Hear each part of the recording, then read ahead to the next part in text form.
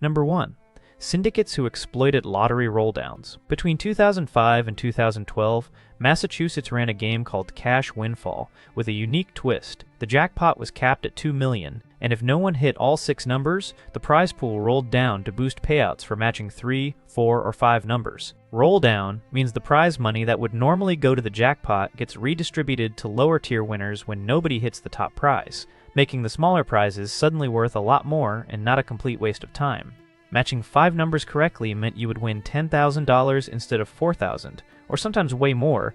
A group of MIT students, led by James Harvey, who spotted the flaw while hunting for a senior project in 2005, crunched the numbers and realized that during these rolldowns, buying enough tickets flipped the odds. The expected value per $2 ticket jumped above $2, often to $2.50 or higher, guaranteeing a profit on volume. They pooled money from classmates and later investors and started bulk buying hand-filling slips. They would descend on convenience stores, dropping hundreds of thousands, sometimes over $1 million on tickets over a few days, claiming most of the boosted prizes and walking away with 15 to 20% returns. The state lotteries, as always, didn't like the fact that people were getting rich, but it wasn't them, changed the rules. They added purchase limits, tightened retailer reporting, and started flagging suspicious buying patterns.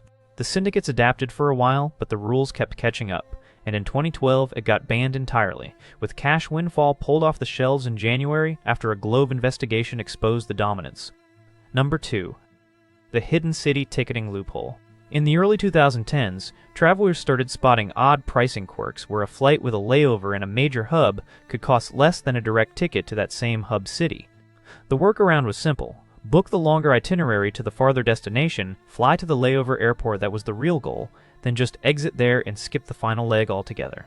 It worked best for one-way trips, avoided checked bags since luggage would go to the booked endpoint, and let people bypass premium pricing on popular direct routes. The practice gained traction through forums and blogs until 2013 when actor Zaman launched Skiplagged, a site dedicated to scraping airline data and highlighting these hidden city deals up front.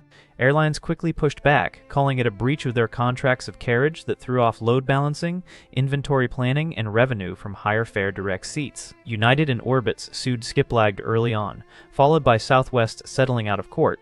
But the big shift came in 2023 when American Airlines filed suit over trademark use, unauthorized scraping, and promoting the practice. The case went to trial in 2024, with a federal jury in Texas awarding American Airlines $9.4 million in October for copyright issues tied to logo usage and disgorgement of profits. Skiplagged paid up, removed airline logos, and kept operating with text-only listings. Number 3. The guy who returned Amazon boxes filled with dirt. In 2019, 22-year-old James Gilbert Quarton from Palma de Mallorca, Spain, ran a scam on Amazon that netted him around $370,000. He'd start by placing orders for pricey electronics, laptops, cameras, printers, using multiple accounts to stay under the radar. Once the packages arrived, he'd unpack them, keep the gadgets, and repack the boxes with dirt or earth to mimic the original weight, making sure they felt right during shipping. He'd seal everything up to look untouched, then request a return through Amazon's system, shipping back the weighted fakes. Amazon's return process back then relied heavily on automation, scanners checked labels, scales verified weight, but they didn't always open the boxes for a full inspection. As long as the package passed those quick checks, the refund hit his account, and he'd move on to the next order. He repeated this dozens of times, building up the cash haul and even starting his own company with the proceeds. It all unraveled when Amazon workers at a warehouse did a spot check on some returns and cracked open his boxes, discovering piles of dirt instead of devices. That triggered an investigation, leading to his arrest by Spanish police. He got released on bail, but the fallout hit retailers hard. Amazon and others ramped up inspections, started opening more returns on-site, tightened serial tracking, and cut back on easy refunds to plug these kinds of holes. Number 4. The guy who beat Press Your Luck. Michael Larson was a regular guy who studied a game show until he knew every pattern on the board. In 1984, he watched the show over and over, recorded the board, and found out the thing that everyone assumed was random actually had patterns. He spent months studying the game board, learned the sequences, and practiced stopping the board at the right moment. He noticed it had 5 patterns. He wrote them down on pieces of paper and memorized all of them. When he got on stage, he executed perfectly. He landed on safe squares over and over and avoided the dreaded whammy. The show's producers were stunned because the board was supposed to be random. They studied the tapes over and over again, trying to find any evidence of cheating, but found none.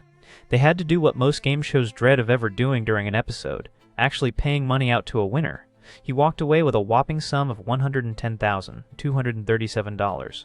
After the episode, the network rebuilt the entire game from scratch and made it totally unpredictable without having any patterns, making sure there wasn't any loophole for people smarter than them to exploit. Number 5. The Pudding Guy. Back in 1999, a civil engineer named David Phillips noticed a promotion from Healthy Choice that paid frequent flyer miles for mailed-in UPC codes. He did the math and realized the miles were worth more than the cost of the pudding itself. Over a short period, he bought a massive amount of pudding, clipped the UPCs, filled out the mail-in forms, and sent them off to the airline program for miles. But he figured out he couldn't go through all 12,150 pudding cups, which cost about $3,000. So he donated the actual pudding to food banks and shelters. In return, he would get back the codes from them. The miles came through. He ended up with about 1,215,000 frequent flyer miles, which translated into free travel for years and lifetime status perks on the airline program. The company tightened the fine print, limited redemptions, and added safeguards to prevent a single person from turning a short-term marketing campaign into a personal business. Number 6. The McDonald's Monopoly Game Scam. From 1989 to 2001, Jerome Uncle Jerry Jacobson ran one of the biggest frauds in promotional history while working as security director for Simon Marketing, the company handling McDonald's Monopoly game pieces. His role gave him sole access to the high-value winning stickers during printing and distribution. He'd oversee them being sealed into tamper-proof envelopes, then personally transport them to factories where they'd get attached to fries, cups, and wrappers. The process was straightforward once he started skimming. He'd carefully break the seals on the winning envelopes, pocket the rare $1 million or big prize pieces, reseal everything to look untouched, and send the rest on their way. Back home, he'd pass the stolen pieces to a growing network of recruiters, family, friends, and later associates tied to organized crime, who found winners across the country. It started cracking in 2000 when the FBI got an anonymous tip about Uncle Jerry rigging the game. The fallout forced McDonald's to fire Simon Marketing, pause the U.S. promotion for years, and overhaul security. Number 7. People who used coin tricks on vending machines. Back in the 1990s and running through the early 2000s, a whole subculture grew up around kids who used to beat the living crap out of vending machines. College kids, night shift workers, and a few small-time crews figured out that older coin mechanisms and sloppy maintenance made machines vulnerable. But the owners started noticing patterns. Vending companies logged repeated losses at certain sites, and managers began filing police reports. Law enforcement stepped in when the activity scaled up. Arrests happened for theft and for tampering with commercial equipment. Some cases ended with fines and community service, others with short jail terms for repeat offenders. At the same time, vending manufacturers and operators reacted by redesigning hardware and changing how machines were serviced. New coin validators were introduced that could detect slugs and foreign objects. Machines were fitted with better locks and tamper sensors, and operators moved to more frequent servicing schedules and started installing cameras in high-loss locations. Number 8. The Netflix free trial abuse. Back in the 2010s, Netflix offered a generous 30-day free trial that let new users sign up and stream unlimited content without paying a cent up front, as long as they entered payment details for after the trial ended.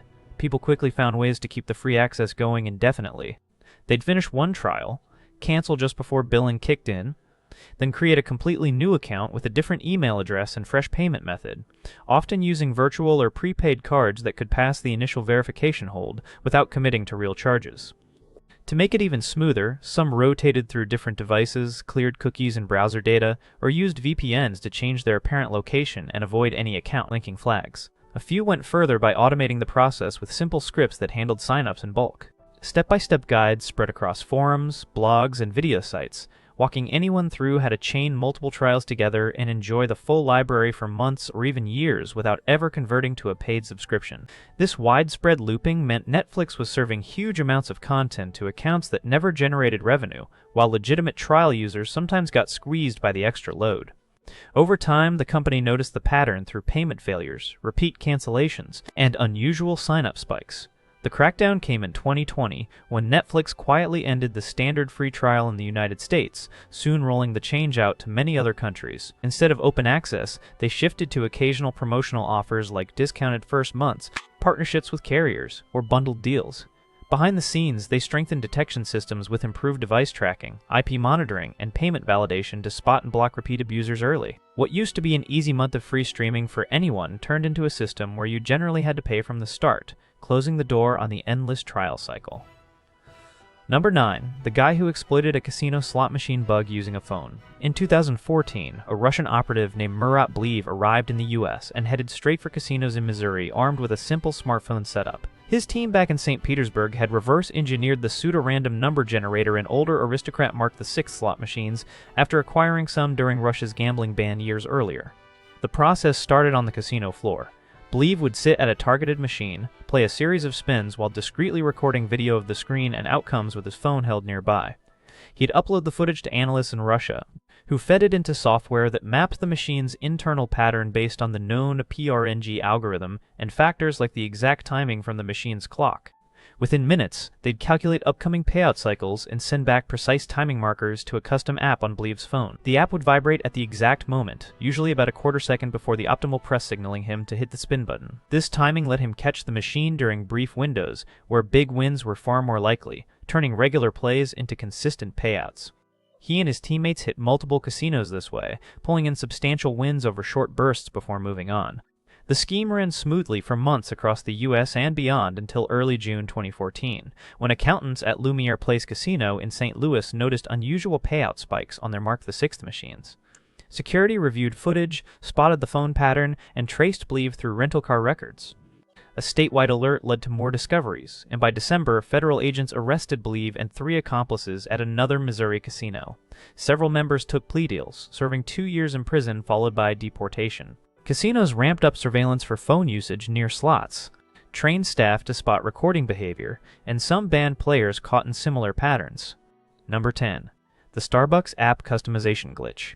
In late 2019, a weird bug showed up in the Starbucks mobile app that let people stack customizations in ways the system did not expect. Customers noticed that when they added certain modifiers to drinks, the app would sometimes treat them as separate items or apply discounts in the wrong order. At first, it seemed too good to be true, but a few people realized it was their time to go rogue and get some big-buck coffee drink for far less than the menu price. Word spread fast on social media and in coffee forums. Videos and screenshots started popping up of receipts that did not match what was ordered. A handful of baristas reported seeing orders come through that made no sense on the screen, with multiple modifiers listed but only one charge. That drew attention from store managers and regional teams, who began logging incidents and trying to address the problem. They pulled certain app features offline for a short time while engineers dug into the code. The company also tightened how customizations were validated at the point of sale, so the register and the app had to agree on price before the order could be completed. While some customers escaped with it, some unlucky ones had their rewards clawed back, and in some cases, their accounts even got suspended. Starbucks rolled out app updates that fixed the validation gaps and added logging so future anomalies would be easier to trace. After the patch, the glitch stopped being a thing people could rely on, so that means there was no room for looters to loot expensive coffee bucks for cheap. If you enjoyed this video, make sure you like, subscribe to the channel, and stay tuned for more stories like these.